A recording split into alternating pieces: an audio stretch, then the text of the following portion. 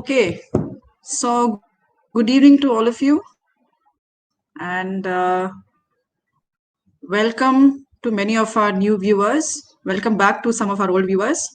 And today we are presenting a webinar on posology, which is one of the most important topics in homeopathic philosophy.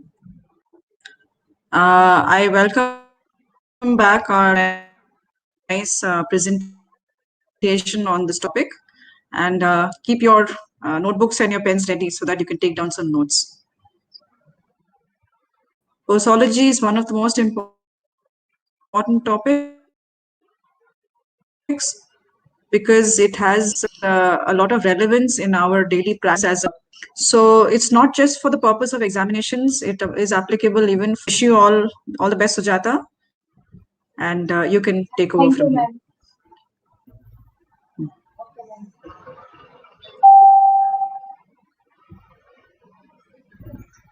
And should I start? Start. So, hello everyone. A very good evening to all. And Start, please. just yeah, ma'am.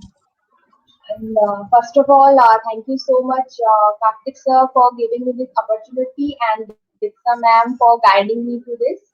So, जैसे कि आप सबको screen पे दिख रहा होगा that today's topic is about homeopathic philosophy and postology, that is to our close chapter 13. So first we will discuss about some important things about homeopathic philosophy, then we'll go to postology. So first, what is philosophy? So like we discussed in previous session that what is organon of medicine. So if we consider organon of medicine as a tree, then different philosophies are its branches. So the philosophies are written by the companions or followers of Hannibal, wrote their own perceptions, thoughts, ideas, experiences in their own books, which we call philosophies. So now, why we should study philosophy? So, like we discussed that philosophies are written by different companions and followers of Hannibal. So they describe us about their perceptions, their thoughts about the theories of homeopathy. So it will help us to know more about homeopathic theories, principles, how we can apply it in our clinical practice, and also authors share their success and failures in their practices through examples, so we can learn from their mistakes as well, and also we can get some interesting knowledge about our mathematical docs. Now, so in BHM syllabus, there are some important philosophies that are included, which are basic guides to know more about homeopathy.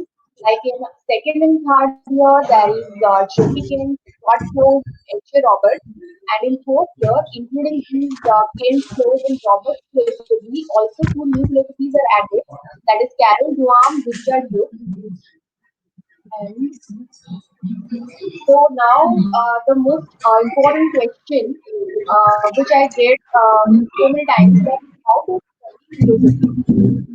So now the first problem arises just because the tiny letters, those lengthy chapters, and there are so many tiny letters written in these books, and which makes it boring for us to read. Interest नहीं होता read करने को, मतलब मन नहीं करता read करने को, just because the lengthy chapters and the tiny letters as well. So but just think that वो एग्जाम्स मार्क्स इन सबको अगर हम साइड में रख लेंगे and just think that these are like the regular books like novels or story books which we love to read, so not the academic books, so that will make our mind to make interest towards these books. So अब interest हो गया तो कैसे पढ़ना है, that take any chapter you want to read and read it thoroughly. If required, read it twice or thrice. अगर long chapters होंगे, then read it in parts, like take 3 to 4 days or 5 days, but read it thoroughly. And then every philosophy chapters are related to aphorisms, like organ and topics. So read those related organ and topics that are related to that chapter you are reading. Then make your own notes. So now, why we should make our own notes even for philosophy? As we discussed that philosophy chapters are so long, so we have to summarize that and write the important points. So every important points will be in our notes, and long chapters will summarize, and the notes will be in our own words. So it will better for us to remember and understand. And in exams, our answers will be unique from others, and that will make a good impression on examiner, and so that we will get some good marks in philosophy answers as well. So also make it a habit to read at least 2 to 3 pages or a whole chapter if it is the start one on a daily basis. So that will boost your interest towards reading philosophy topics. And for exam purpose, first read the chapters like your previous year frequently asked questions according to that, and then for other chapters. So I always believe that जो लिखा है भी deadlines में that smart work is better than hard work without planning. So always for exam purpose, try to read the frequently asked first, then read other topics. So सिर्फ hard work करने से results नहीं मिलेगा. You have to put some planning ideas to that. So smart work is better than hard work without planning. Okay. So now come to for today's topic, that is homeopathic posology, Stuart Close chapter 13. So what is posology? So posology comes from two Greek words, that is poshos means how much and logos means science. So basically posology is the doctrine of science of doges. So doges, so why it is called doctrine of science of doges? Because doges is also comes from the word doses, which means the quantity of a drug. So that's why postos means how much and doses means quantity of a drug. So that's why postology means the doctrine of science of doses that teaches us about how to select the dose, the proper dose for that given case, and how to administer, when to administer, the perfect time, and how much time we should repeat that doses. So it teaches us about selection, administration, and repetition of doses. So now, why should we study postology? So now, so postology, we all know about the cardinal principles of homeopathy. So one of the cardinal principles of homeopathy is that the law of minimum dose. So to understand that law of minimum dose, we have to know about the posology. So, like we all know, when we administer homeopathic remedy, so it will produce a medicinal disease inside the body, and that disease should not only be similar but also be stronger than the miasmatic disease. So, in order to remove that miasmatic disease, so symptoms के basis पे we will choose that is the medicine for that case, uh, but how to make it stronger than the miasmatic disease. So उसके लिए we have to have the knowledge about posology. So according to Stuart Close, the three elements of the systems are the principle, the remedy, and the dose. So in his book, The Chronic Diseases, Hahnemann mentions that any physician can make three mistakes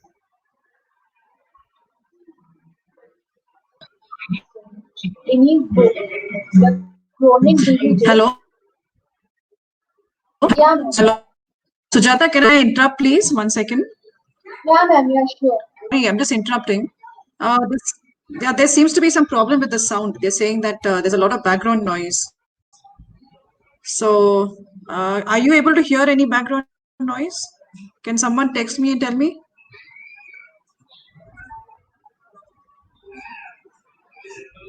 Sujata, can you hear any noise in the headphones? Yeah, ma'am. Yeah, there is little bit noise. Okay, just tell me. I'll just mute my mic. Hold on.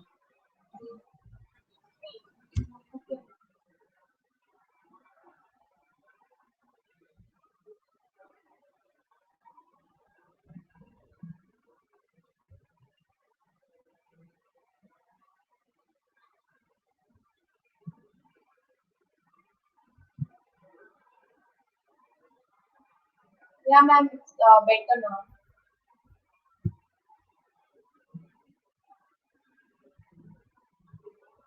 So in his book,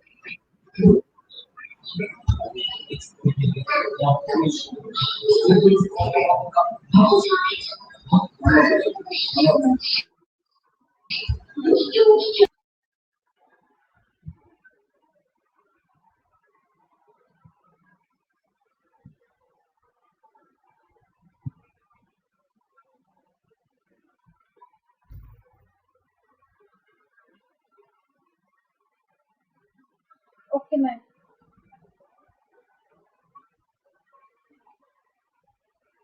So in his book, the chronic diseases, Hannibal mentions that any physician can make three mistakes during his practice. The first one is in the selection of the simillimum for that case, and second one is the selection of proper potency, and the third one is the repetition of the dose and potency selected.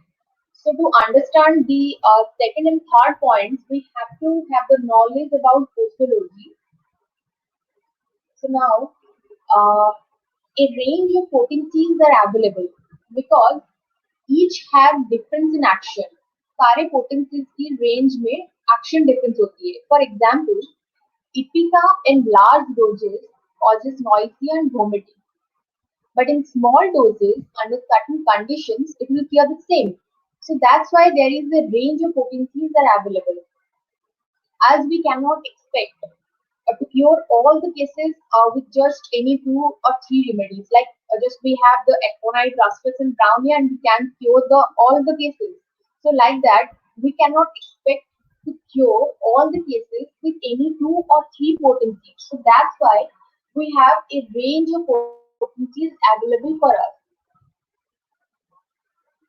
So now, the entire series, like Stuart Close mentioned in this chapter, that the entire series, matlab the entire series of potencies should be open to every practitioner, and that each man should be competent, willing, and ready to use any potency or preparation of the remedy indicated in a given case without prejudice. So here comes the acquisition 6, that is the unprejudiced observer. So we have to take each case in unprejudiced observer as the unprejudiced observer, so that's why the entire series of potencies are available, and we have to choose what is the perfect potency for that given case. So, so a well selected remedy, if we select the indicated remedy, which is the best one for that case. So a well-selected remedy may fail utterly or even to injury because of the wrong dosage. So a wrong dose can make that remedy, which will be amrit for that patient, into vish. Means the substance constructive nature into destructive nature if we give the well-selected remedy, but the dose is wrong. So that's why it is very important to have the knowledge about posology.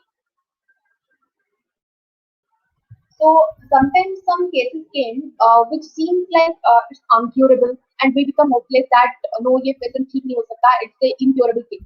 But that case still within the scope of homeopathic law, and at that time our knowledge about posology will guide us to treat that case and cure the patient. The knowledge of posology will guide us to have the courage to take that case and cure that patient. So in this chapter 13, Stratlos uses three words in this chapter: physiological, pathogenetic, and therapeutic. So physiological means the drugs effect on body physiology. Body की physiology पे उस drugs की क्या effect है, that is called physiological.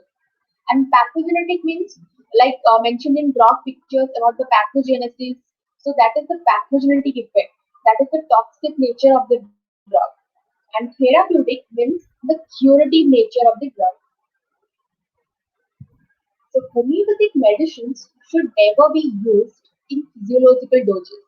That is never used just for their physiological effect. Like if some medicine acts well on kidney functions, then we can't give in all cases of kidney diseases that one medicine. So we have to individualize this case and depending upon the consider the mental symptoms, the general symptoms, the modalities, the concomitants. Then we recommend what is the perfect medicine for that case. Then pathogenic doses only given for proving purposes because it will produce more symptoms. So only for proving purposes, pathogenic doses are given. So homeopathic medicines should always be used in the therapeutic dose, that is the minimum dose of the selected medicine. So what is this minimum dose? So this minimum dose can be defined as the quantity of the remedy sufficient enough to bring out the curative reaction in the vital force, annihilate the disease, and produces a mild homeopathic aggravation after its administration in a given case. So, in a particular case, that potency, that is the quantity of the drug which is required to that is sufficient enough, that is required to bring out the curative reaction in the vital force and annihilates the disease. That is in the Acquisition 2. That is the highest ideal of cure. हमें restore भी करना है vital force को healthy condition में and also annihilate the disease. So that's why minimum dose उस given case के लिए minimum dose वही होगा which is have the capacity and it is sufficient enough for that case to bring out the curative reaction and annihilate the disease. So now, never thought that this least possible dose or the minimum dose or that infinitesimal quantity of the remedy is nothing because it is something. Example, from a bottle of salt, if we pick a pinch of salt, that will also taste salty. So that's why if in a remedy we choose a least possible dose which is required for that particular case, then that quantity has some power to affect the condition. So that's why never thought that it is the minimum dose is nothing. It is something. So now comes to the five indications that will help in selecting proper potency. एक proper potency select करने के लिए what are those five indications? So the five indications are the susceptibility of the patient, that is the first and topmost indication to select a proper potency for the given case. The susceptibility of the patient, the seat of the disease, the nature and intensity of the disease, the stage and duration of the disease, and the previous treatment of the disease. Now, so what is susceptibility? We all know that susceptibility is the body's body's reaction to any sort of stimuli, be it internal or external. So susceptibility varies in from patient to patient in age, according to constitution, according to temperament, according to habit, according to environment, and also in different pathological conditions. So now, like Swatlow mentioned here that the more similar the remedy, similar in the sense the remedies जो जो symptoms है, तो totality of symptoms of the case के साथ कितना similar है. The more similar the remedy with the totality of symptoms available, the more clearly and positively the symptoms of the patient take on the peculiar and characteristic form of the disease remedy. So disease की जो symptoms होगी वो remedy की peculiar and characteristic symptoms के साथ जितना similar होगी, then the patient's susceptibility will be greater So through that remedy. So that's why higher the potency is Sujata? required. Yeah, ma'am. Sujata? Sorry to disturb you. Can you just move your mouse away from the slides? They're not visible fully. वो नीचे से नहीं दिख रहे हैं. Okay, ma'am. The students are not able to read the slide from below. Like नीचे से it's getting cut. Is your mouse there on the slide? I remove it. Is it better? Can someone reply, please? Can someone please text and say if it's better?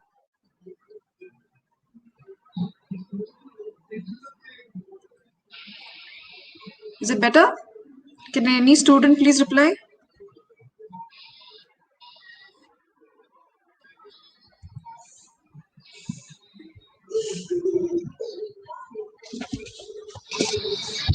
Okay, that's good. All right, that's good. It's visible now. Also, Sujata, they're saying that the voice is not very clear. If you don't mind, just check your settings now. Can you hear me? Yeah, ma'am. Yeah, I can hear you. Okay. Okay.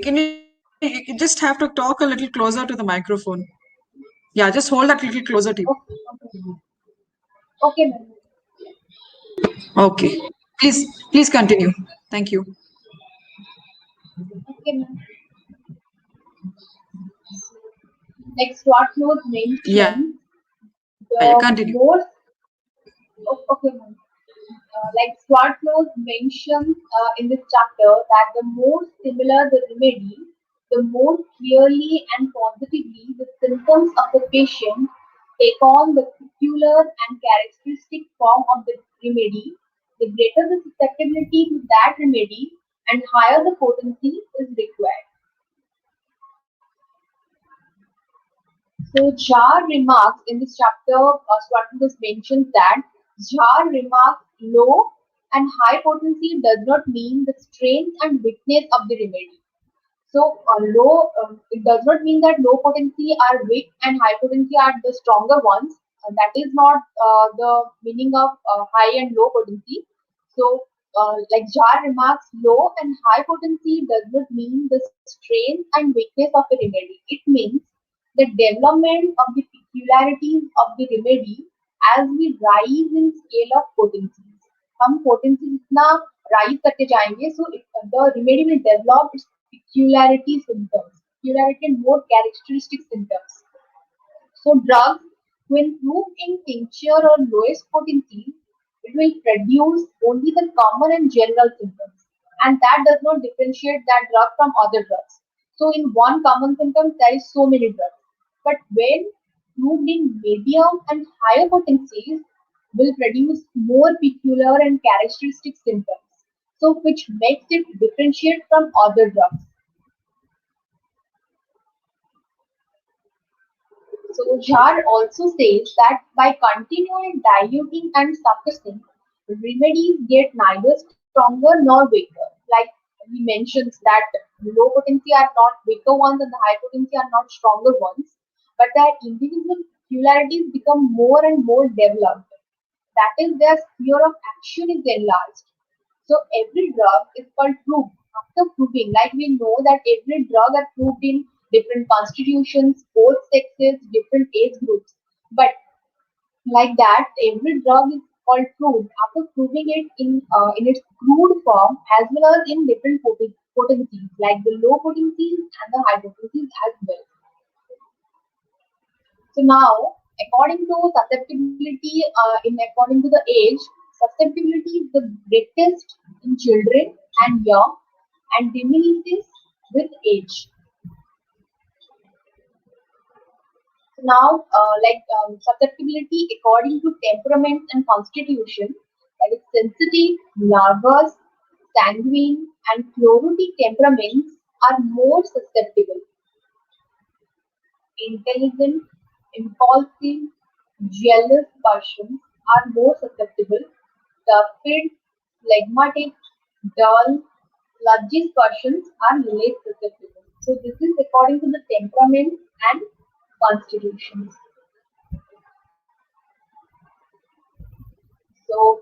Then come to the habits. According to the habits, the susceptibility that the patients of highly intellectual characters, emotional people, and patients with long sleeping hours need high potency, and people who are accustomed to long and severe labor out of doors, who sleep little and whose food is coarse, need low potency.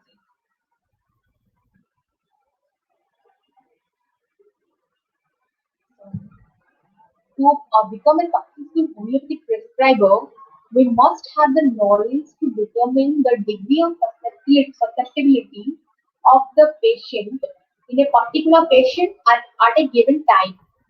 So, because normal susceptibility may be modified by the character and stages of his disease. Like at one point he needs low potency, and at another point he needs high potency. So to become a successful homeopathic prescriber, we must have that knowledge to determine the degree of susceptibility of a particular patient at a given time. उस उस time में जब हम remedy उसको देंगे तो उस time में उसकी ससेप्टिबिलिटी क्या होगी. So now come to susceptibility according to the pathological conditions. Like Swartlow mentions, in terminal conditions, means the severe pathological conditions, therefore, when the patient does not react to well selected remedy nor to intercurrent reaction remedy, well selected remedy के लिए भी उसका कोई reaction नहीं होगा and intercurrent remedy के लिए भी कोई रिएक्शन नहीं होगा, then given in potentiated form as well, these are given in potentiated form and small doses, then resort to crude form of the drug and increase the dose to the point of reaction. तो जब तक वो react करेगा उस point तक हमें dose बढ़ाते जाना है from starting from the crude form of the drug. Now, when like Stuart Close mentions that when reasonably sure of the remedy, like you're sure that this is the perfect remedy for that case, then when reasonably sure of the remedy, give the tincture or a low trituration first in moderate, then in increasing doses until the dosage is found to which the patient will react. जब तक patient की susceptibility react करेगी, कुछ symptoms में कुछ changes होंगे, patient के कुछ रिएक्शंस होंगे, तब तक हमें डोज बढ़ाते जाना है even if it may be the maximum dose. अगर हम उसको बोलेंगे maximum dose, but that does not mean that is the maximum dose. It may be the minimum dose that is necessary, that is required for that particular case. Example, it takes more power to drive an automobile up a hill than it does on the label. So that's why we think that this is the maximum dose, but maybe that is the minimum dose for that given case. Then, like we discussed, that some cases sometimes seems like that is incurable and we become hopeless, but that's still under the scope of homeopathy. But due to the physician's timid, ignorant and too prejudiced behavior, that हमें पता है that this is the last stage and we can't do anything and it is incurable, so we become hopeless. That is our prejudiced behavior. So he can't give proper remedy at proper time in proper dose. But that time, allopathic physician gives the exactly crude doses which are homeopathic, because we prove the crude substances in different potencies. So that is the homeopathic things, crude doses, and cure the case. And in Rajol, the allopathic physician gets all the appreciation, but that homeopathic physician gets the laugh, and for that homeopathic physician's ignorant and too prejudiced behavior, homeopathy gets a black eye. So that's why we have to have the knowledge that which remedy, which time in that given case हमें क्या remedy देना है, क्या dose देना है उस time के लिए. Then Swartlow says, give the drug that is really homeopathic to the case. आपको लग रहा है that this is the perfect drug, then give the drug, but give it in stronger doses. Required at that stage of the case. Case का वो stage पे कौन सा medicine हमें देना है. So at that stage of the case, to excite the curative reaction. So in examples, Stratner gives two examples, that is a valvular heart disease, and another example is a last stage of incurable heart disease. And I will read those examples, both examples from the book, so it will be easier to understand. So first about the a valvular heart disease. So it was a case of valvular heart disease of many years standing, which has reached the stage of fibrillation. In a previous crisis, it had responded to potentiated medicine. It has responded, but in this instance, however, potentiated medicines selected with the greatest care had no effect. An effort was made to erode the dormant reactivity with intercurrent remedies as well in high potency, like the carboplates, tuberculinum, medorinum were given as recommended, but all efforts are failed and the case rapidly progressed towards dissolution, like the tachycardia, arrhythmia, edema, ascites, hydrothorax, passive congestion of the brain and liver, delirium, suppression of urine, and coma foretold the rapid approach of the end. For a period of over 3 weeks, the symptoms had positively and unmistakably demanded digitalis. So symptoms show कर रहा था that case is needed digitalis. But dosage ranging from 40,000 down to drug doses of the tincture produced no favorable changes. At this point, by the advice of an eminent allopathic specialist, was called in at the request of the family, full doses of a special preparation of that digitalis was given, and a salt-free liquid diet were given. Within 36 hours, the patient was passing over 100 ounces of urine in 24 hours. Brain, lungs, liver rapidly cleared up, and the case which had appeared absolutely progressed steadily to a good recovery. So in this example, we understand that this case seems like it is hopeless, incurable, um, but it is still under the scope of homeopathic law. And the second example is that a last stage of incurable heart disease. So the patient was like Swatmos mentioned, that the patient was a girl, 18 years of age, in the late stages of incurable heart disease. She had been under allopathic treatment for over a year, steadily growing course. When first seen by the writer, he was confined to a chair and unable to lie down or remain in bed. General edema, ascites, hydrothorax existed. Urine was almost entirely suppressed, only about 4 ounces being passed in 24 hours. Tachycardia and dysphonia were most distressing, and death seemed imminent. The history and analysis of her case revealed unmistakably calcareous symptoms. So this case demanded calcaria card. So she was given a single dose of calcaria card. The reaction and response to the remedy was surprising. Within 48 hours, urine began to secrete copiously. For several days, she passed from 120 to 150 ounces per day. Dropsies rapidly disappeared. He was soon able to lie down and sleep comfortably. In about 4 weeks, he was able to go out for a ride in a carriage, and not long afterwards out walking. He lived 14 months in comparative comfort and happiness, and then died quite suddenly of heart failure after a shite over exhaustion. So, through these both examples, Stuart was trying to say that he shares his experiences in such cases which seem incurable and hopeless for us. So, from that, we understand that some cases are still under the homeopathic scope. We just have to we just have to keep aside the prescribed behavior and take the case. So now come to the seat character. intensity, stage of the disease, and the previous treatment. So, so generally speaking, like Swartlow mentions, that generally speaking, diseases characterized by diminished vital action requires the lower potencies, while diseases characterized by increased vital action responds better to higher potencies. So, in some cases, no susceptibility towards the indicated remedy. This is because maybe the abuse of the previous treatments he was taking or to an exciting regimen.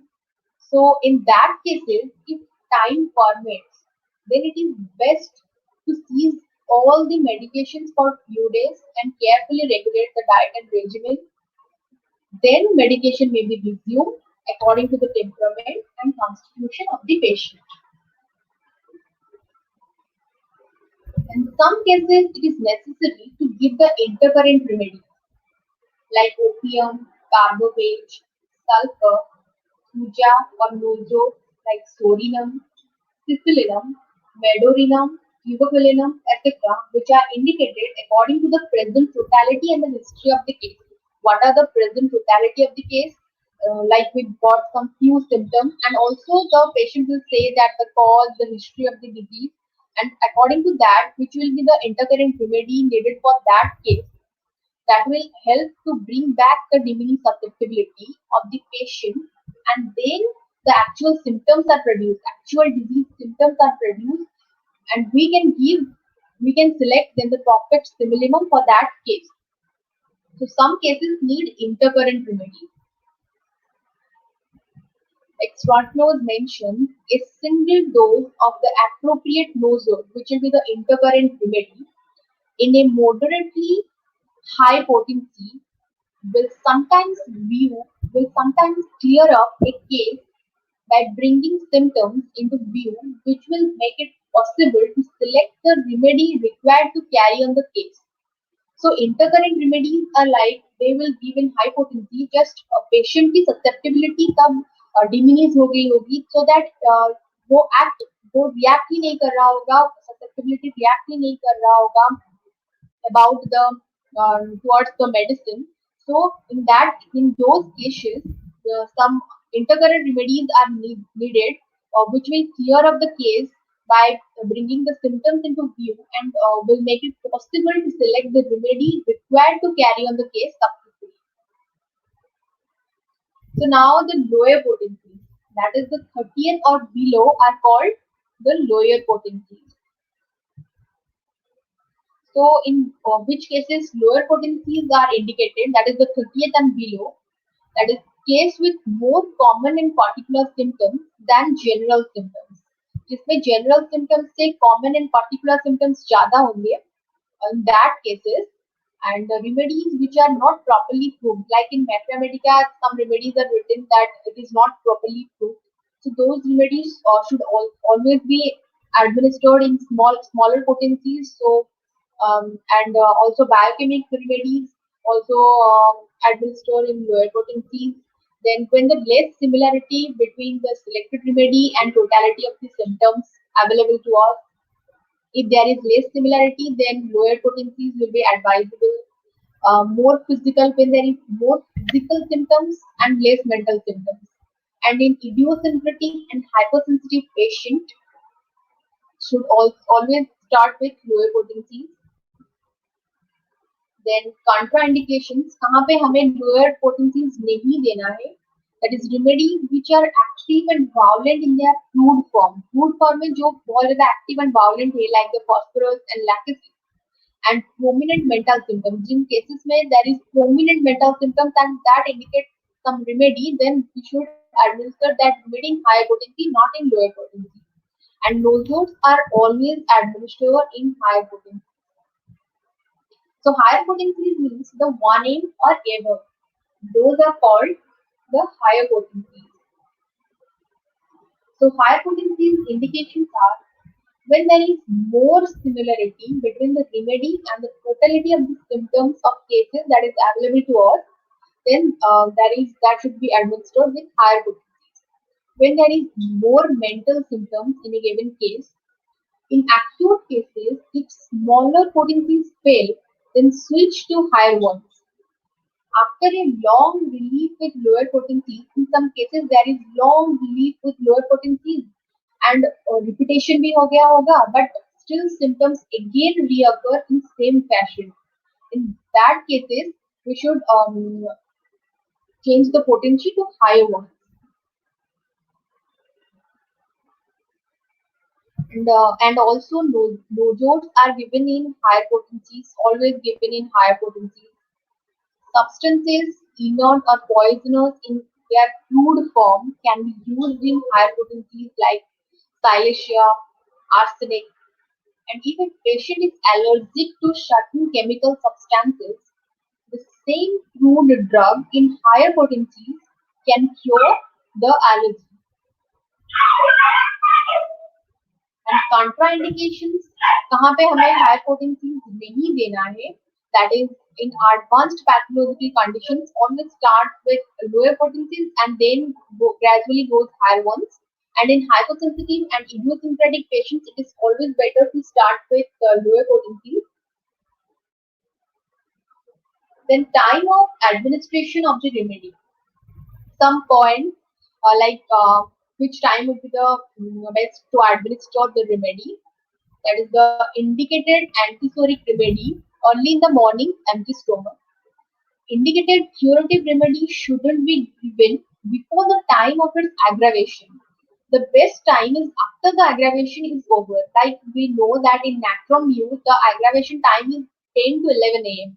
So we should not administer natrum use before 10 a.m. So we should always administer that after the aggravation time is over, that is after 11 a.m. And nosodes or intercurrent remedies after the acute episode has subsided, not before or during the acute attack. And in chronic cases, never during the acute attack, always after the acute attack. So, as a physician, we should distinguish between the symptoms which are according to the chronic cases and which are for the acute attack. So, according to that, we should administer the remedies when the acute attack is over, after the acute attack, in chronic cases. And in cases of menstrual complaints, after the period is over, not before and during the flow. But if there is some symptoms during the flow which makes the patient very anxious and irritable and tolerable neura, then we can administer some remedies. But for exact remedy for menstrual complaints, after the period is over, it will be best. And in asthmatic attack, constitutional remedy best indicated after the acute attack is over, not during or before the expected attack. So now comes to the repetition of doses. So how we should select potency and dose, then how many times we should repeat those dosage. Like some questions come to our mind after selecting the remedy and the potency. So when to give one, whether to give one dose or repeated doses. एक dose देना है या repeat करके देना है. If we give one dose, when shall we repeat it? If we give repeated doses, how often shall we repeat the dose and when shall we stop repeating the dose?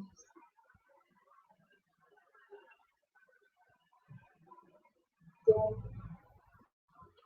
Swartlows mentions that the one law that is repeat the dose only when improvement ceases. जब patient और symptoms में कोई changes नहीं हो रहा, कुछ reaction ही नहीं आ रहा, then we should at that time we should repeat the dose. So repeat the dose only when improvement ceases.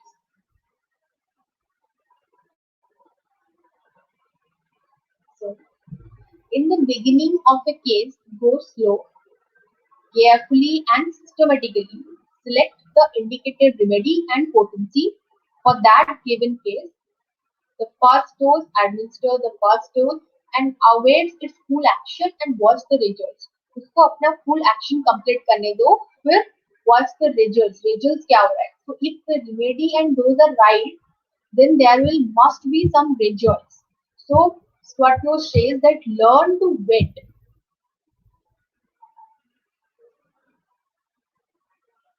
So to become a good homeopathic prescriber, three things are necessary. That is wisdom, like we select the remedy, we select the potency, then the courage to take a case. First, courage to take some cases like which seems like it's incurable, it's hopeless. So courage to take that case and have wisdom to select the remedy and potency and patience. After administer that remedy and potency, keep patience and learn to wait that if the remedy is correct, then it will have some show some results. So, like in aphorism 246, Hahnemann gives in 246 from that two according to aphorism 246 there is some general rules which Hahnemann gives us, that is the perceptible and continued progress of improvement in an acute or chronic disease. वो acute disease हो या chronic disease, अगर वो progress process of improvement में है, उसकी improvement progress है, then in that condition is a condition as long as it lasts invariably counterindicates the repetition of any medicine whatever, because the beneficial effect which the medicine continues to exert is rapidly approaching its perfection. वो अपना full action complete कर रहा है, वो अपना beneficial effect दे रहा है. So under these circumstances, every new dose of any medicine or any dose would disturb the process of recovery. So to that have, we have to give the medicine the dose to act its full action, and then if the improvement suggests, we can repeat the remedy. So in chronic cases, after giving the dose, always single dose is advisable. We have to wait for its action. Then, if the symptoms reappear, that will be the indication of further repetition. In acute cases, the indicated remedy can be repeated frequently, even every half an hour once, but once the patient starts improving, gradually increase the time interval of repetition. Time interval हमें बढ़ा देना है धीरे धीरे करके, अगर patient recovery पे recover की तरफ जा रहा है तो. Now what is the effect of the remedy? Effect of the remedy क्या होगा? That the action of a remedy is shown by changes in the symptoms of the patient, like by producing new symptoms, increase aggravation of the symptoms, बहुत ज्यादा aggravation हो रहा है symptoms का, और slight aggravation of the symptoms, or a prolonged aggravation without amelioration and with decline of the patient, a quick short amelioration followed by a worse condition, or rapid disappearance of symptoms without aggravation. So now the first observation or first effect of the remedy is that by producing new symptoms, कुछ नए symptoms produce होंगे, new symptoms produce होंगे. So that means the remedy we have chosen is improper for that case. We have to discontinue that remedy and an antidote is needed. And the second one is increased aggravation. Aggravation बहुत ज़्यादा हो रहा है symptoms का, increased aggravation of the symptoms. Then remedy we choose, the remedy may be the correct one, but we choose it in too low or too high potency. That is the wrong potency, or repeated it several times. So medicine should be stopped now. अगर वो symptoms aggravation नहीं रुक रहा, then we should administer the antidote. Then the third one is slight aggravation of symptoms. That is the good sign. That is the homeopathic aggravation. First and best evidence of curative action of remedy. Wait until the improvement suggests, then repeat. And the fourth point is prolonged aggravation without amelioration and with decline of patient. The deep acting medicines given in too high potency in a chronic case, then this effect is produced of the remedy. Then, in these homeopathic reactions and aggravations, we distinguish different changes occurring in vital organs and changes in superficial tissues and non-vital organs. Swartlow says that in these reactions, actions, aggravations, we have to distinguish that what are the changes occurring in the vital organs and what are the changes occurring in the superficial tissues and non-vital organs. Like we all know about Hering's law of cure, that is the cure takes place from above downward, from within outward, from the more important organ to the less important organ, and in the reverse order of appearance of symptoms.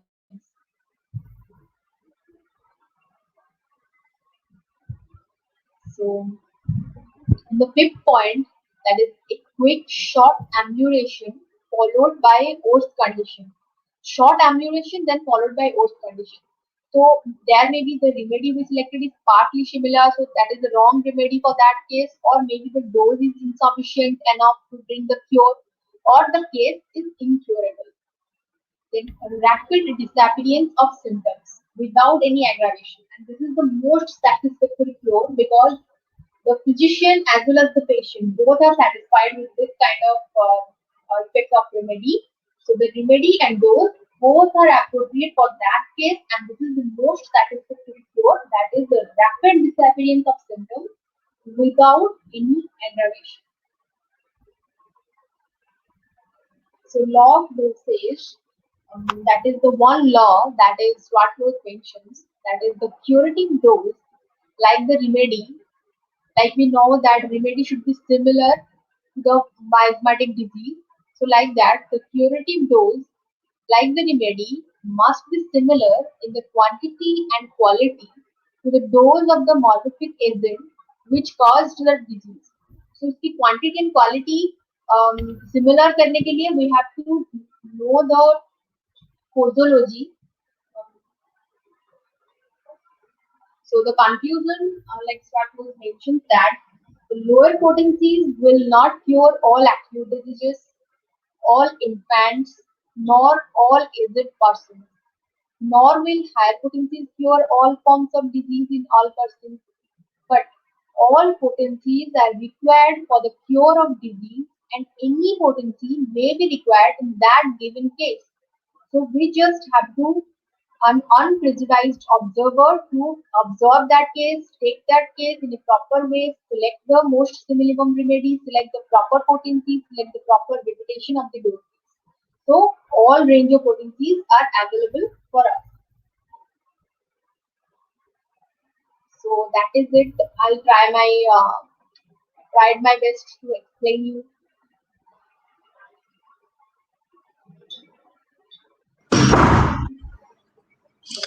Okay. Okay. Can you hear me? Yeah, ma'am, I can hear you.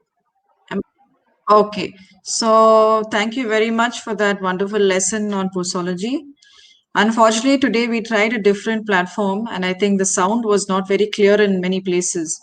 So, a lot of the students have been posting on the chat box saying that they couldn't hear or they couldn't understand some of the points. So, shall we start the question and answer session?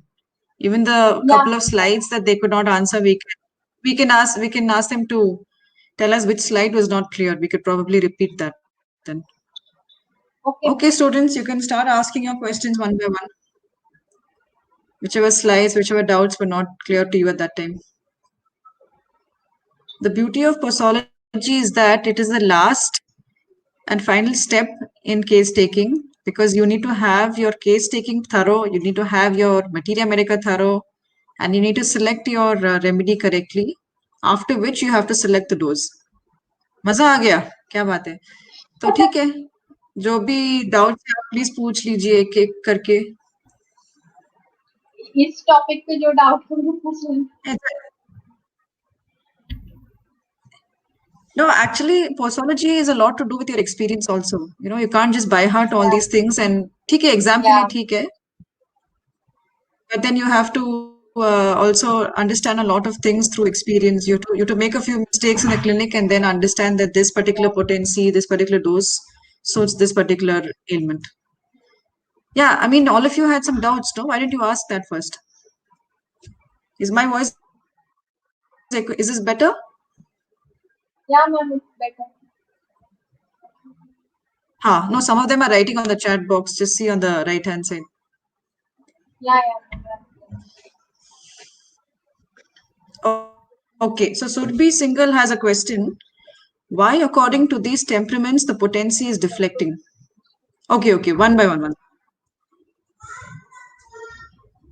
So, what do you mean by what exactly do you want to ask by saying deflecting, Surbi? Do you mean changing, or do you mean that the potency is different for different temperaments?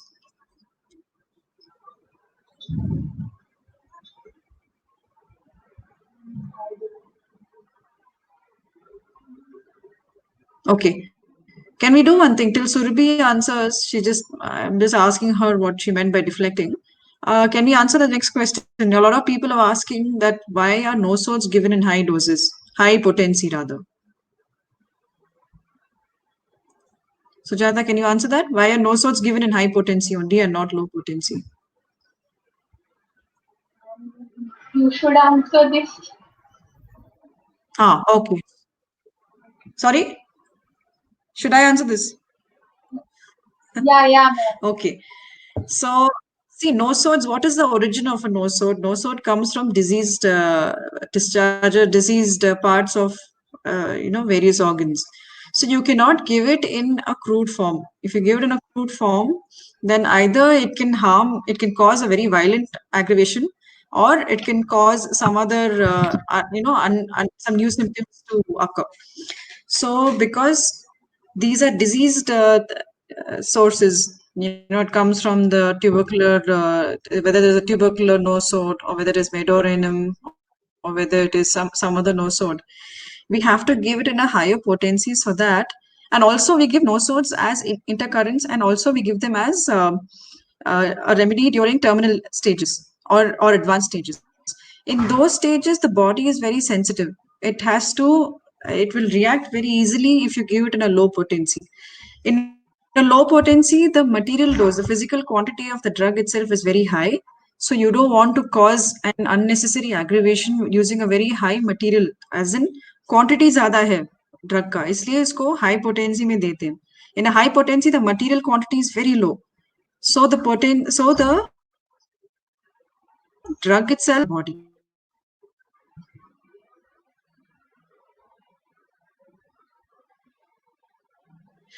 Coming to that, somebody asked what is intercurrent. Intercurrent is something that you give stops responding to all the other treatments, whether you give a constitutional or whether you give an acute or a chronic remedy. Sometimes the body just stops responding for whatever reasons. Sometimes it has to, receive a small stimulus from another remedy, which is not related to the first remedy you give. Such a remedy is called an intercurrent, and usually it is given in the 30th potency. And examples of intercurrent remedies are thuja, sulfur, medorinum, some other nosodes. Stimulus to the body for it to respond to the drug. I hope that's clear what an intercurrent is. Those who are one because it is crude form. So in crude form, it is almost cases where sensitivity is very high. So you have to give a high potency so that you just saw that, susceptibility is higher in sensitive cases. So you have to give high potency so that, you're not having an unnecessary aggravation and causing discomfort to the patient. The main reasons. Okay, hold on. What is the next question? Okay, Surbi. Why, according to these temperaments, the potency is deflecting? So, Sujata, can you answer why for different temperaments we have different potencies? You are explained in that slide, no? Chlorotic, phlegmatic, all those torpid, all those different temperaments. The key to this answer is susceptibility. I've given one clue. So, Huh. susceptibility. Yeah. Hmm. So why So, ऐसे अलग temperaments में अलग susceptibilities अलग are potencies क्यों देना पड़ता है? varying. कभी Hmm. because the susceptibilities are varies through different temperaments and different constitutions. Can you just put on that particular slide where you had written that? Is it possible to go to that? Wait, I'll see if I can find it. Yeah, ma'am. Hmm. Once we get that slide, I think it's easier for you to explain point by point.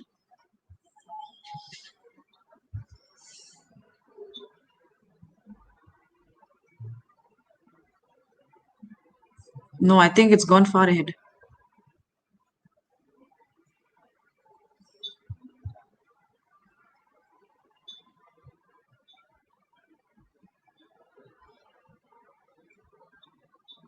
I think it was during the susceptibility explanation. Yeah, yeah, ma'am. Hmm. Yeah, it was before this. This one. Here, this is the one. Okay. Yeah, just take your mouse off the slide. Yeah, ma'am. My Hmm. Yeah, this is now clear. Okay. So first of all, does everyone understand the meaning of all these temperaments? Sensitive, nervous, sanguine, chlorotic. Sensitive to pata hai, nervous bhi pata hai. What is the meaning of sanguine? Sanguine is nothing. It just means hopeful, friendly, positive. Somebody who is, openly friendly and cheerful and positive. So such people tend to react, and such people are openly sensitive. Sensitive doesn't only mean that, and suffering it. It also means that they are more open to reacting to anything in the environment to them. That is the meaning of sanguine. Chlorotic just means irritable, feeling all frustrated, anxious, irritable. So these are all various forms of reactions and responses to the external environment. So it takes a very small stimuli to cause a response in such people. And I am talking about when the response is so strong, it can cause a physical complaint also in the body. For example, in gelsemium, you see that a lot of complaints come on because of grief, sudden bad news. So they might develop a headache, or they might develop some uh, neurological complaint or gastric complaint because of that. So for such people who react so easily, that too in these forms, nervous or sanguine or hopeful or irritable, we generally say that they are more susceptible. So because of that, you prefer to give them a higher potency. Again, a higher potency means qualitative increment, quantitative decrement. So it will not cause an aggravation. It will cause a gentle reaction. It'll elicit a gentle reaction from the body and cause some amount of cure. Next one is intelligent, impulsive, zealous persons are more susceptible. Again, an intelligent person is more open. See, they are the perceptive, they're able to observe, they're able to react, they know what is going on around them. So because of that, again, they become sensitive. That sensitive again makes them susceptibility. So higher susceptibility means higher potency. Torpid, phlegmatic, dull, sluggish. Phlegmatic and torpid also mean dull. Basically, people who are, they don't react very fast. They're a little bit sleepy, or they're a little bit dormant. They are inactive. Such people, sluggish, slow to react, they are less susceptible. So, based on these temperaments, sometimes we choose our remedies also. If somebody is dull, who does not react easily, they can they can be less susceptible to the environment. They will not react. They will remain stable, or they will remain, a certain way, even though there are many changes happening around them. So such people we say are less susceptible. So Surbi, does that clear your doubt? I hope.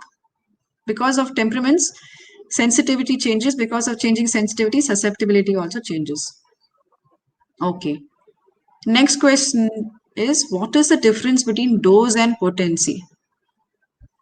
Sujata, can you take this one?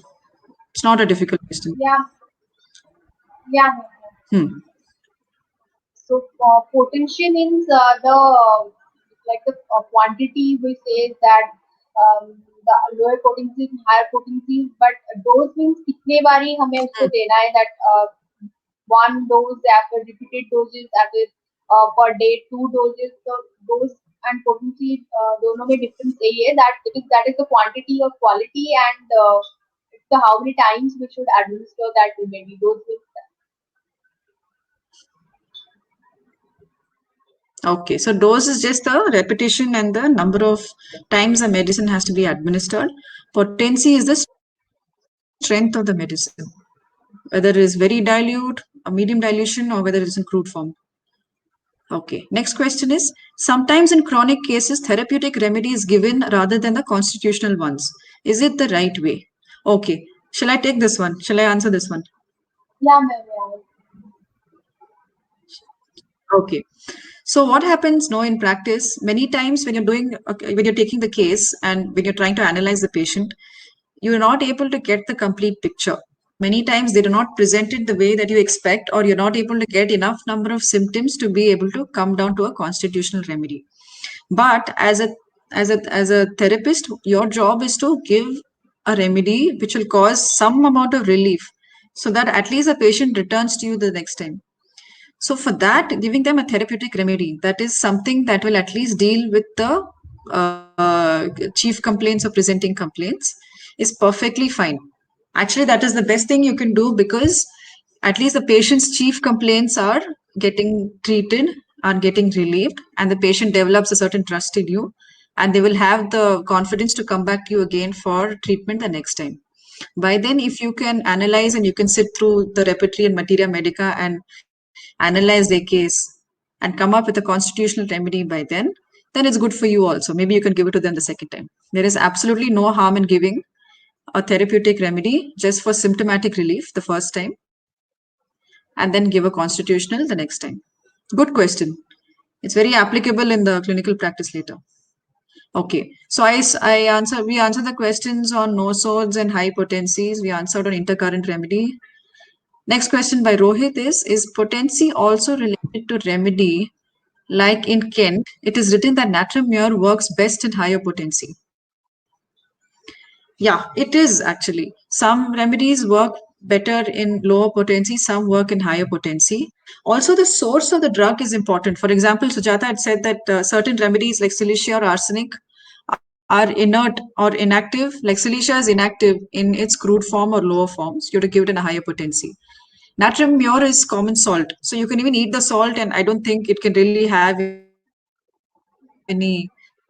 So you have to be eating it in the right quantity.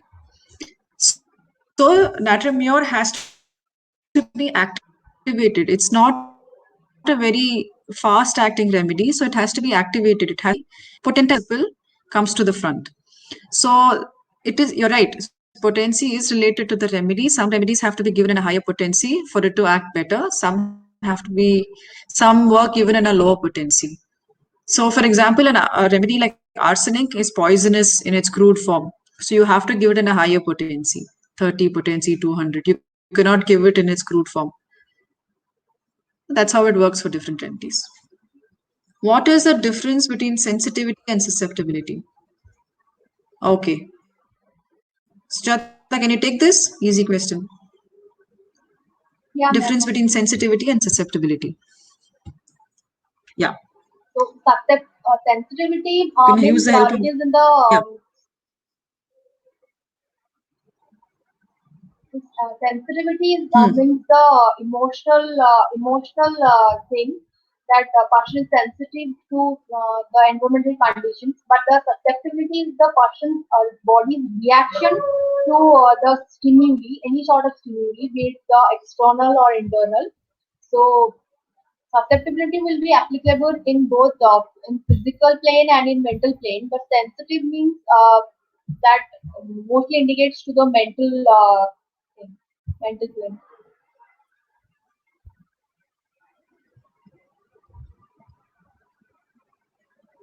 Okay. Okay, hold on. Next, what potency is recommended for autoimmune disorders? See, that's a very broad question. It's very difficult to point out.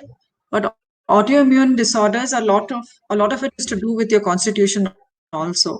You have to take the patient's history. You have to take the past history, family history, find out whether they have gone through any other ailments or any other, a lot of autoimmune diseases are also related to their emotional or environmental factors. So you cannot pinpoint one potency because you may have an acute flare up. So for that, you can give low potency. If it is very acute and a very strong functional disturbance, then you might have to give a higher potency. If it's a small acute disturbance, then you might have to give a lower potency. So there isn't any one specific answer for that. It really comes down to the case. You have to consider a lot of different factors in that. Please answer Rohit's question. What was Rohit's question? The natriumur. Yeah, I just answered it. Okay. How is an intercurrent remedy chosen? Again, depending, no? There's also the question of the miasm involved. So if it is an antipsychotic, you can choose thuja or you can choose medorinum. If it is an antisoric, you can choose sulfur. So it comes down to that. You have to look at the whole case in question, and also the degree of destruction, the degree, the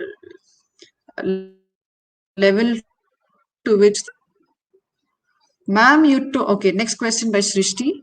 Ma'am, you told that remedies to be given after aggravation time of that drug, after acute attack is over in chronic case, and after menstrual flow is over.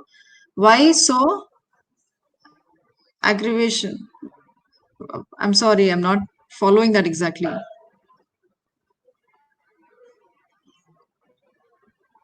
डिस्मोनोरिया हो रहा तो वो तो acute relief के लिए भी तभी देंगे. Srishti, I'm sorry, I don't exactly follow your question. Can you repeat it?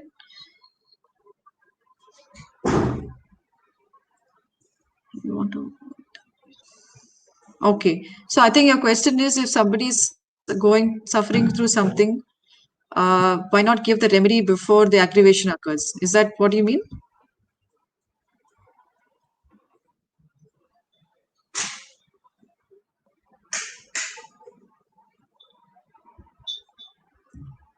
The question is to Srishti. If you can just clarify your doubt. I'm sorry, I'm not exactly following. I'll just move on to the next person till Srishti replies. There is a question by Sagar. Is there any indication for intercurrent remedies in order to arouse the susceptibility of that individual? Yeah, that's the whole point of the intercurrent. No? It's so that you just bring about a response. At that point, we don't think the person has already undergone a course of treatment, and depending on whether we selected the right constitutional remedy or the right similimum, the body may or may not react to it, or it has reacted. So when there were different observations, different responses that she had mentioned in one of the slides. So sometimes there might be a sudden improvement followed by an aggravation, or a sudden aggravation followed by an improvement. So the body would have already gone through these changes before it stops responding. So at that time we cannot talk about susceptibility because we have already dealt with it with the first remedy.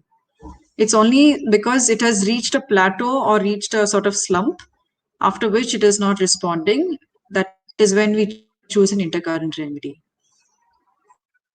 It's in the middle of the treatment, it's not at the beginning of the treatment.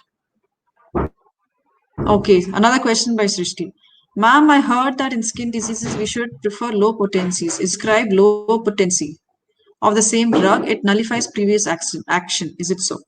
Okay, so in skin diseases, it depends on the skin disease. Sometimes skin diseases are related to deeper causes. Like a skin disease never actually occurs on its own. It will be related to, say thyroid, PCOD, and I've seen that the organ of greater importance to less importance. There is nothing like lower potency and high potency. It is usually in combination with all the complaints. So sometimes, if it's an acute and a superficial skin complaint, like an eruption or an allergy to an external stimulus, then low potency is all right. But suppose that skin complaint comes in combination with something deeper. They say many times respiratory illnesses and skin diseases come hand in hand. So So that time we might have to consider a higher potency because the level of sensitivity is much higher in the patient. Also, higher potencies should not be prescribed uh, before a lower potency. That's true. You should start with a lower and then proceed to a higher because the body, once it gets used to a certain potency, you cannot give something lower than that. Its threshold has already been changed. It has already been increased. So it is more prone to respond to a higher potency than to a lower potency. It's like any other thing. For example, you get used to having 1 cup of tea in a day. After some time, that's not enough. You start having 2 cups of tea, then you have 3 cups of tea. Suppose try going back to having 1 cup of tea in a day. Your body will not have the same response to it. It has already gotten used to the stronger doses of tea. In the same way, we are also talking about medicinal response to the body. Okay, hold on. Next question is okay, Sujata, this is pertaining to your slide. Why do we have to give medicines after the periods or any asthmatic attack instead of before and between? Why must we give the remedy after the attack is over and not during or before the attack? Can you answer that? Because this was mentioned in your slide. You can go back to that slide.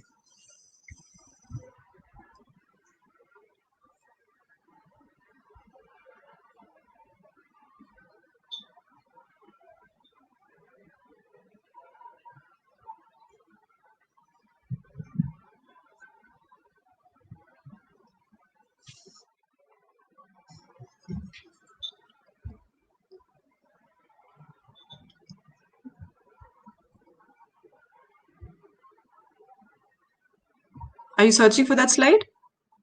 Yeah, ma'am. The one on asthma and other ailments.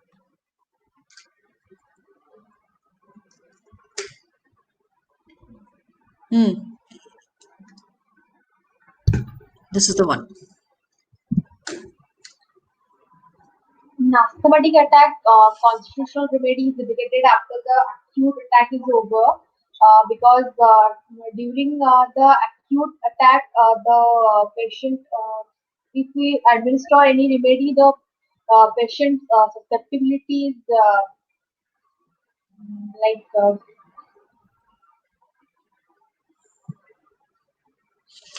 See, during the attack, the person is already he's already struggling with a very severe attack or very acute form of the disease. So at that time, if you give the remedy, whatever remedy that you have selected, there can be a medicinal aggravation and cause discomfort in the patient.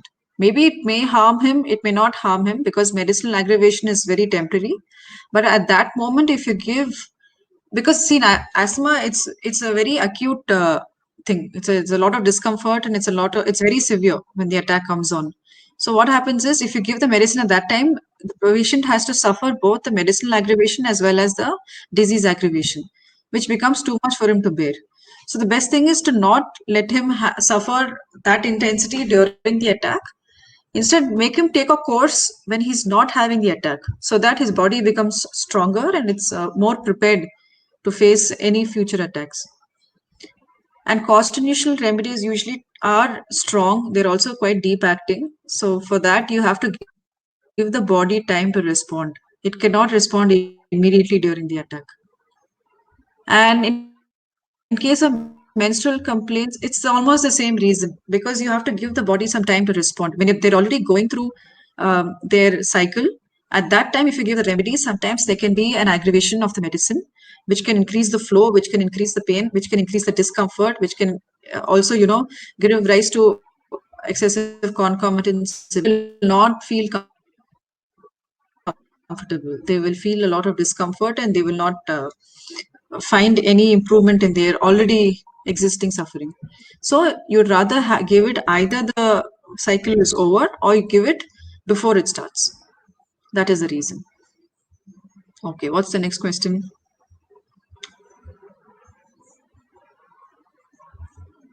Next question is because of homeopathic aggravation, there may be chances of worsening of present condition. That's what I said, yeah. Okay, Sagar, I'm sorry, I think I missed your question. What is your question? If you can type it again, if you don't mind. During an acute attack, what are you supposed to do? Normally, at that time, they ask you to give a low potency over a frequent uh, time interval. So every half an hour or every 1 hour. You have to give the body also time for it to respond to the medicine. You cannot give a high potency during an attack because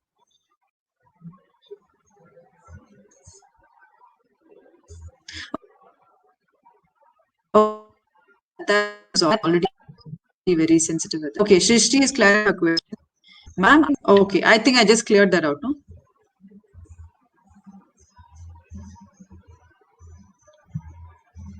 Next question is, if there is intercurrent episode, that is in every month, there are 11 to 15. Okay, if the date is between 11th and 15th, then we can prescribe before the date to reduce the intensity of episode. Yes, you can. But then sometimes at that time, your patient is considered to be in a state of well-being. So at that time, you may not require the medicine. Again, see, this comes down to chronic diseases. Menstrual complaints are acute exacerbation of a physiological condition. It's not a disease exactly. So some people it's more intense, and some people it's less intense. So you can prescribe even before if you can expect it, but at the same time try to be careful in selecting your potency because you don't want to cause unnecessary medicinal aggravation. Okay, next question. Ma'am, in Boric, many remedies are recommended in low potencies, but clinically we can't go on what has been recommended. We have to individualize for proper potency selection. So Boric generalized.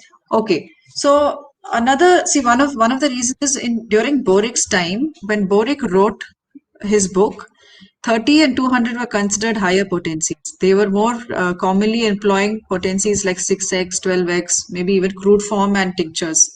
So today things have changed. Susceptibility, sensitivity, environmental factors, even addictions, even habits have changed and have gotten more intense. So what used to be called a higher potency like 30 in those days is considered a lower potency today. So you don't have to exactly follow that. You have to use your discretion, you have to use your observation, and you have to prescribe the remedy. So many times today, 12x and 6x does not work because the exposures that we have had today are much more than what they had back in those days. So our body has become more used to certain habits and certain conditions, which probably in those days they had gotten used to. But some remedies work best at certain potencies. That's what Boric meant. But you can use your own observation and use your own discretion and select your remedy. Next question by Divya. What do you do when patients come to the clinic during acute attack? Which remedy are we supposed to give? Intercurrent or acute? No, you give an acute remedy. You cannot give an intercurrent. An intercurrent is given only when the body is not responding to the remedy that is given to you. So you first give the acute remedy and you try and give it in a lower potency because they're already or they're already sensitive, they're already having an acute attack. And try to increase the dosage. Maybe give it more often at intervals of half an hour or 1 hour. Observe the patient and see whether there is any improvement. Normally, intercurrent may not be applied in an acute attack because the body is quite sensitive and it responds to the remedy that is given to. And intercurrent is probably required only when you're treating a chronic case over a longer period of time. Okay, Shubha has a question. Selecting a remedy depends on the totality of symptoms. Uh, okay, so I'm sorry, I don't know, is that a question or is that a statement? Yeah, selecting a remedy depends on totality of symptoms. But sometimes in acute cases where there is an acute attack, you don't have to worry about a totality. Just use the chief for the presenting complaints and treat them. Ma'am, do you have an Insta page or WhatsApp group? Can I know your mail and aim? Sujata has an Instagram page where she puts up points on. I think she's posted it. No, can you just share it with them? Okay, Yeah. Shubha, it's a statement. Yeah, Sujata, just share your contact details. Yeah, madam. Shubha says it's a statement. Okay, Shubha, thank you. And you're right that totality is important to select a remedy. But sometimes in acute cases, we don't require much of a totality. We just have to select a remedy that suits the presenting complaints. Okay, Srishti is saying if our remedy cured 4 out of 5 symptoms, then what should we repeat? It was best selected based on repertory selection. So if you're able to cure 4 out of 5 symptoms, that means the last observation that Sujata had mentioned, where most of the symptoms disappeared, means you selected the right remedy. Wait till it takes its entire course. There is no need to rush to repeat the dosage. The patient usually feels better for a long period of time if selected the right remedy and the right dosage and right potency. They will come back to you. If they do, that time you can repeat it. There is no exact rule as to repeat, when to repeat, what dosage and what potency. But most of the time, if you apply the right remedy, you will find a positive and a productive and some good progress in the case. I hope that was cleared. Are there any more questions? I hope you've cleared. I think that one slide on the what question did I skip? Sorry if you can repeat that. Okay. If we select a remedy and it went very well, but when we repeat the same remedy and same potency, its action disappeared. Even previous action, is it possible? Actually, it happened with me. And let me read that again. What is remedy on first toss? What does that mean?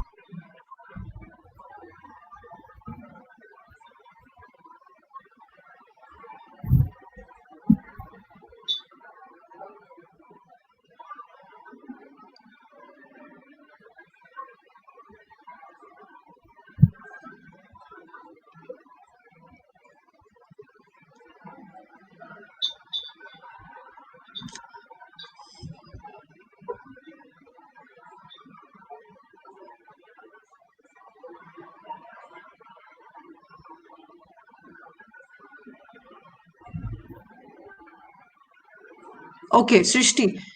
So if we select the same remedy and same potency the second time and it doesn't work, maybe you might have to increase the potency or you might have to increase the dose. Again, there are select set of that Stuart Close has mentioned. So you'll probably just have to read and go through those. He says that once the action of the remedy is not visible anymore, you might have to increase the potency. Use the potency you selected to the fullest and then move on to the next higher potency. Sometimes the body has gotten used to that. That's why. What to do in cases of hypochondriac patients? Nothing much. You just have to select their constitution and you have to prescribe it. Don't worry too much about very high and low potency.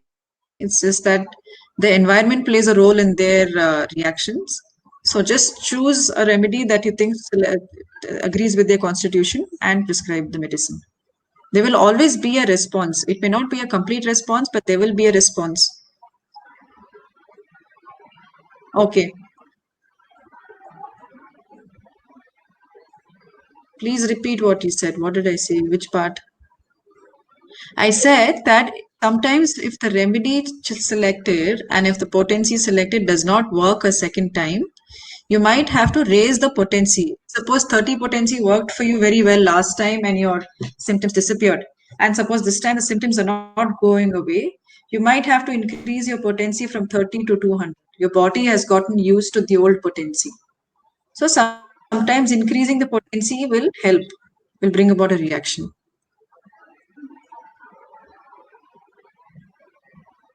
Next question by Rohit.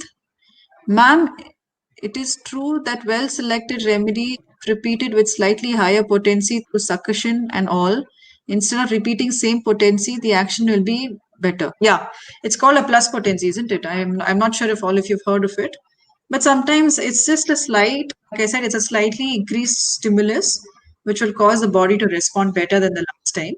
You can try that. But then the only problem is in the clinic, you might have to instruct the patient clearly. This is how you do it. This is how much you take. This is how much you dilute.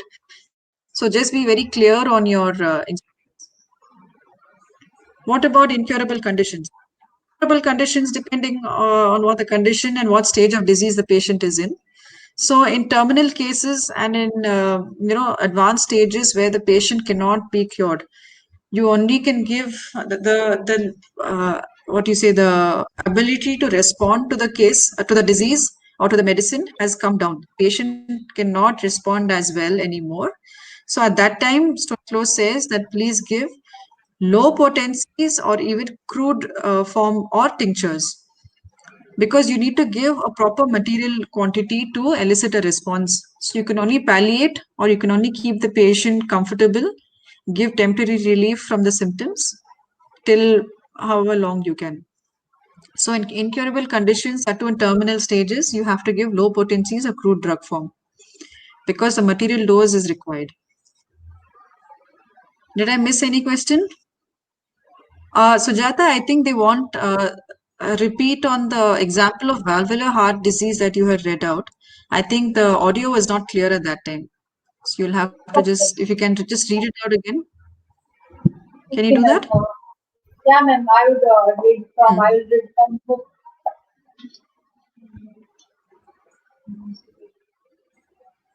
So basically, Swartlow mentions that in valvular heart disease, it was a case of valvular heart disease of many years standing, which had reached the stage of fibrillation. So in a previous crisis, it had responded to potentiated medicines. But in this instance, however, potentiated medicines are selected with greatest care but had no effect. So an effort was made to arose the condition, like he used the intercurrent remedies also in high potencies like the carbamate, tributalinum, medulinum were given. Then all efforts are failed, and the case rapidly progressed towards dissolution, like the trachycardia, arrhythmia, edema, ascites, hydrothorax, gastric condition of the brain and liver, delirium, suppression of urine, and coma foretold the rapid approach of the end. For a period of over 3 weeks, the symptoms had positively and unmistakably demanded digitally. So symptoms demanded digitally. And the doses ranging from 40,000 down to drug doses of tincture and produced no favorable change.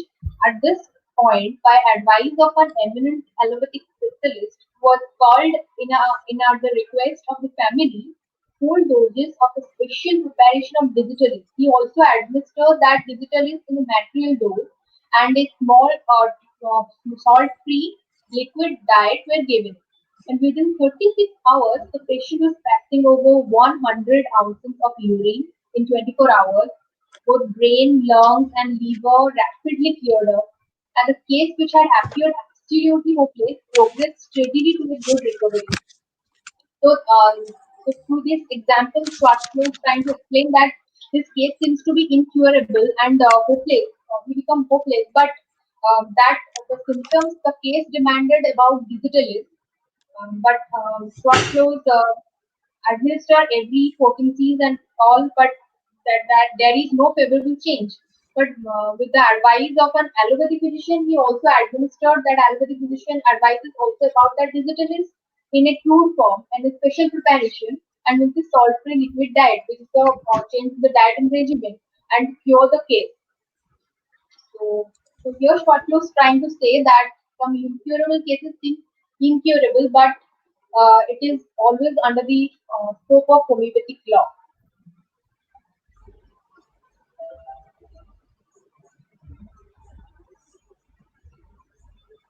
Okay. You can even provide us with a write-up or reference. Where is this available? Is there a page number or something that we can Yeah, read this yeah. from? It is in Schwartlow's chapter 13, homeopathic posology, and page number is 197. Hold on, let me just type that down.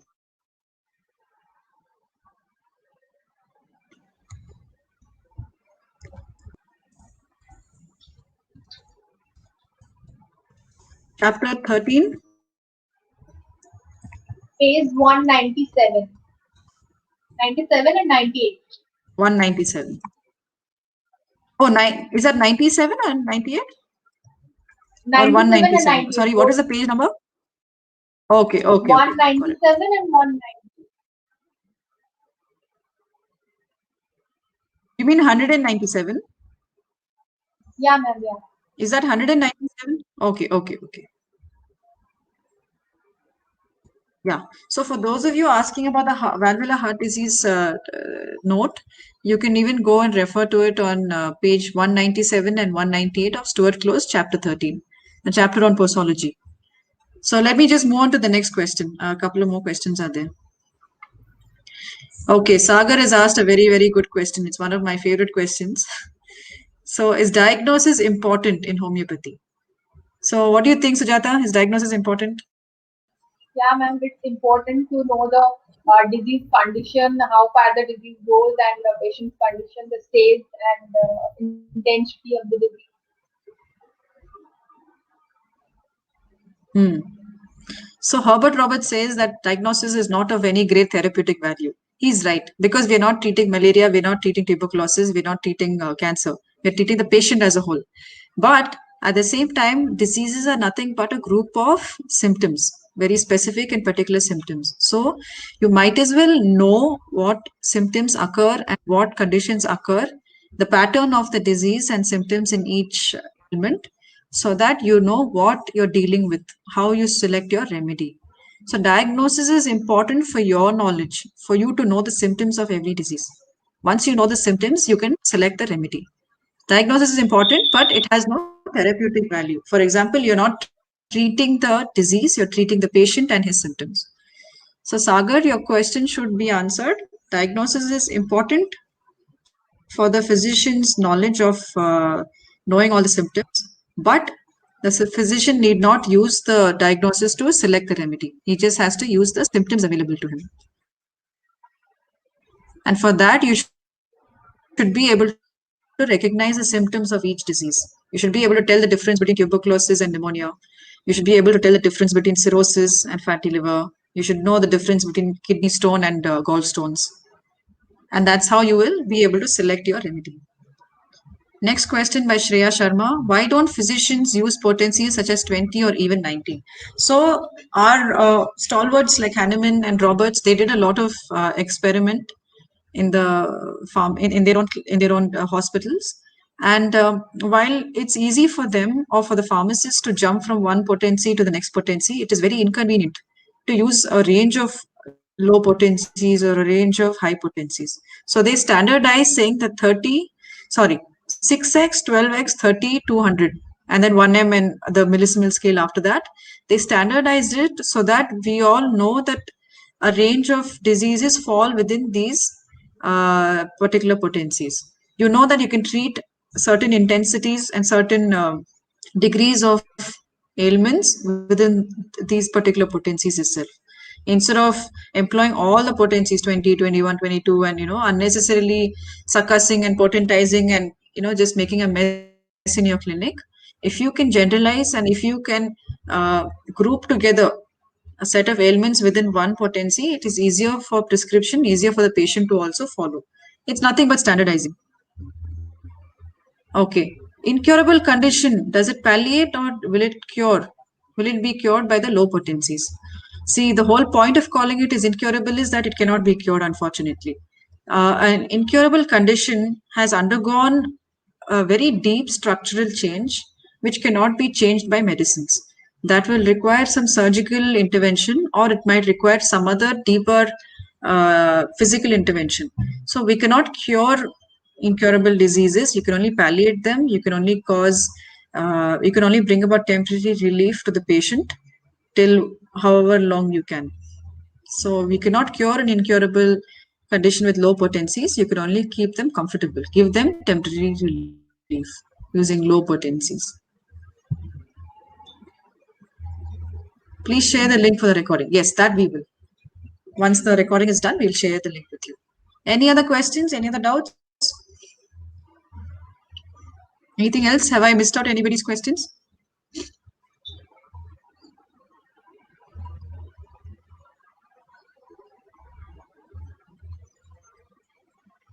I hope today's lesson has been clear to all of you and you've more or less understood the science and art of posology.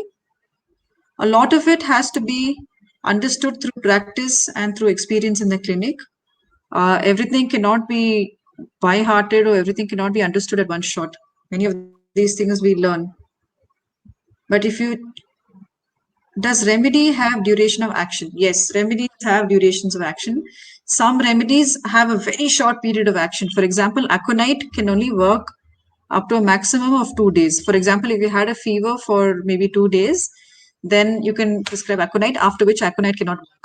Whereas you have a remedy like natramure, which can have its action or can have its effect on the body even up to 3 months, 3 to 6 months. So you have to choose your dose based on that. If it's a very short acting remedy, you can repeat the doses. If it's a long acting remedy, you have to pace your doses over a longer period of time. So yes, remedies have duration of action, and I think the materia medicas like Boric, Kent, who's that one? Alinsky notes. They all mention the duration of certain remedies also. All right. Anything else? Any other questions? How about COVID? Yeah. See, homeopathy is not magic. It's not some miracle that has been given to us by God. It's a very standard set of. It's a very standard science, like any other science. So we have to treat everything with the symptoms that are available to us. The big advantage we have in our system is the symptomatic treatment. So we may not need to do extensive tests. We may not need to prescribe very, specific antibiotics or material doses, but we have to treat based on symptoms. That's why we say in homeopathy, for one ailment, you have many remedies and you have uh, one medicine for many ailments. You understand? You, if you want to treat one COVID, you can prescribe many remedies. At the same time, you can take one arsenic album and treat many diseases with that. That's the beauty of homeopathy. So again, it is symptomatic treatment. I cannot pinpoint any one potency and one remedy for COVID. But yes, there is scope. A lot of things have been mentioned, good things have been mentioned about homeopathy in the news. We should all seize this opportunity and, promote our system and be proud of it. All right. Any other questions? Very nice session, wonderful session. Thank you all very much for the good feedback. And I hope you all enjoyed it. I hope you all learned something from it. Posology is easy to understand, difficult to practice, and that only comes through experience. Thank you so much once again. So, some good feedback coming from all the students. It's very encouraging for us also. Any suggestions for next week's topic or any other topics that you'd like us to address?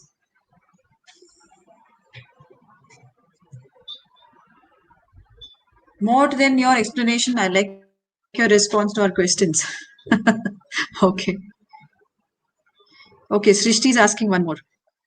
I can't understand why to give remedies before aggravation time is over. Okay. So one is you are activating the body. You're creating a sort of you're alerting the body to the oncoming aggravation. For example, some things like asthma, some things like menstrual disorders, certain aggravations which are very very specific. You know that when this exposure happens, the body is going to react in a certain way. So what you're doing is you're just alerting the body. You're just giving it a signal saying that that you're going to face a certain aggravation. So you're just it's like how you provide a vaccine before a disease. You're just activating the body to in order for it to respond to the incoming disease.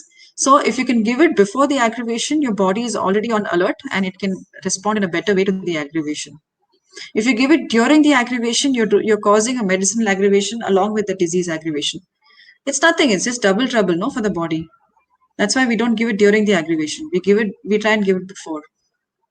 Hmm.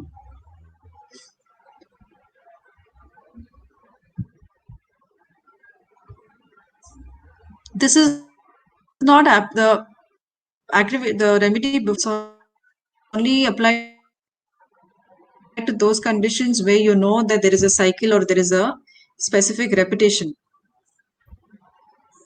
Thank you so much for the good session. Please create WhatsApp group for easy access. Yeah, I mean, we are working on it. We're still working on those issues. We'll let you know if there are a fixed number of students who would like to attend regularly, then maybe we can consider creating a WhatsApp group. This is only our second session, so we're still trying to figure out whether it's working well or whether people are able to benefit from it.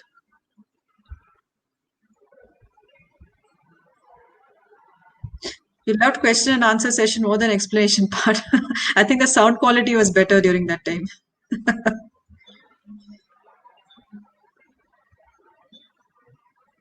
Okay, very good question. So, ma'am, in emergency condition, if we prescribe, why aggravation not come? Okay, so in an emergency condition, it is a very acute exacerbation. So, there's no deep-seated derangement. For example, in menstrual disorders and asthma, it's a recurring problem. So there is a deeper derangement in the vital force. Whereas an emergency situation, for example, you've had a very acute diarrhea or acute stomach upset after eating some bad food yesterday. That time it is only a functional disturbance. There is no structural or there is no deeper disturbance in the body. At that time, the body has not faced as bad a derangement as the uh, chronic disease. So at that time, giving it during that emergency condition, it's all right because the degree or the depth of aggravation is not as strong as in those cases the examples that I gave, like the menstrual disorders or the asthma. What if patient does not understand this aggravation? Okay, so what happens is a medicinal aggravation is is an aggravation of the already existing symptoms, but the patient is able to cope up with it. For example, if they're having a headache and suppose the medicine has caused further aggravation, the patient is still able to go about with their daily activity. They are not lying flat, or it's not causing them to undergo any changes in their vital stats like BP or blood or pulse rate or something like that.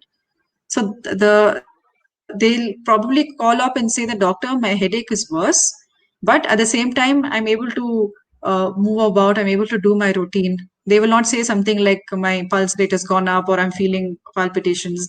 There won't be any other worsening in their physical condition. And it will last for a short while and it will um, get better. Yeah, so Macphos is usually prescribed in very low potencies, almost in a uh, it's a biochemic, right? It's given in a 6x or a 12x. So it's a very low potency. It cannot bring about too much of an aggravation. It can only bring about a slight change to the symptoms and cause relief. We never give Macphos 1 m, no? We give biochemic. So that's almost a material dose. Again, the potency makes a difference. Anything else? Any other doubts? Okay, good to hear, Sagar, that you're getting benefited.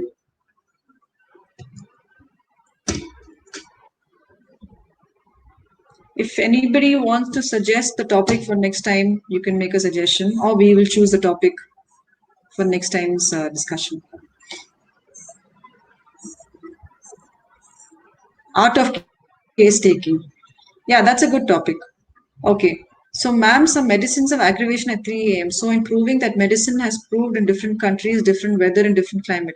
So, in other countries, why it is the same? It depends on the circadian rhythm of the body. Some have the action based on the physiology of the body itself. See, if you notice, the hypothalamus is responsible for maintaining the different cycles in the body. So, no matter if you notice, suppose you go from one part of the country, some one country to another country in different part of the world, your body clock takes time to adjust. But then after a few days, you start sleeping at that country's 3 a.m. rather than your own country's 3 a.m. So the body is able to adapt based on the um, environment thanks to the regulation, the homeostasis by the hypothalamus. So that's probably why the aggravation occurs in at the same time in different parts. The remedy probably has that effect on that particular part of the body. Okay. Scope of homeopathy in female complaints. Okay, that's more a materia medica topic. We'll deal with that another time. I think Sujata, you're trying to deal more with organon and philosophy, no? Sujata? Can you Yeah, hear Sujata?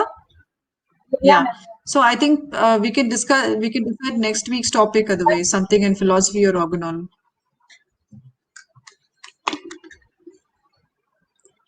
Hmm. Shall we deal with case taking? A lot of people are requesting for that topic. Yeah, ma'am. Okay, we can Okay. discuss If, case taking. yeah, if a lot of people are requesting on case taking, we can deal with that topic. Okay, I think all of you can stay tuned. We will update you on what topic we can deal with the next class. If you all are okay with case taking, we can deal with case taking. Analysis, evaluation, case taking. Okay, so popular demand for case taking. Shall we lock down on that topic? Yeah, ma'am. ठीक है. So I think if the students who are regularly attending this or who are keen can, I think we can confirm and decide on case taking for next week. Shall we do that? Yeah, ma'am. We can do that. Okay, very good. So I thank everyone. Yeah, I thank everyone for attending today's session and for being patient through all the audio troubles. We'll try our best to make sure that there are no disturbances, but sometimes because of network or because of background noises, we can have disturbances. We'll try our best to make sure those things don't trouble us. And thank you for your patience. And we all hope to see you again next week and come prepared with a lot of questions. Let's see how much we can solve and answer them. And thank you, Sujata, for the extensive slide preparation. We hope to see another good presentation next week. Thank you, So ma'am. I'll close this session and thank you, everyone, and wish you all a good night.